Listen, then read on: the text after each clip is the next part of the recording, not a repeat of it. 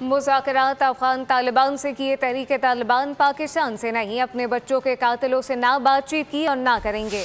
वज़ीर दिफा ख्वाजा आसिफ का बड़ा ऐलान। तनकीद करने वालों पर चढ़ दौड़े। कहा कि बानी PTI माजी में हमारे बच्चों के कातिलों से बात करने के हामी रहे। अफ़गान तालिबान को दो टोक पैगाम दिया कि दरअंदाजी बर्दाश्त नहीं की जाएगी। अगर ऐसा हुआ तो जंगबंदी बरकरार नहीं रहेगी। मुज़ाकरात अफगान तालिबान से किए, अपने बच्चों के कातिलों से नहीं। वज़ीर दिफा की तनकीद करने वालों पर चढ़ाई। ख्वाजा आसिफ ने कहा कि अपने बच्चों के कातिलों से ना बात की ना करेंगे। माजी में एक शख्स TTP से बातचीत का हामी रहा।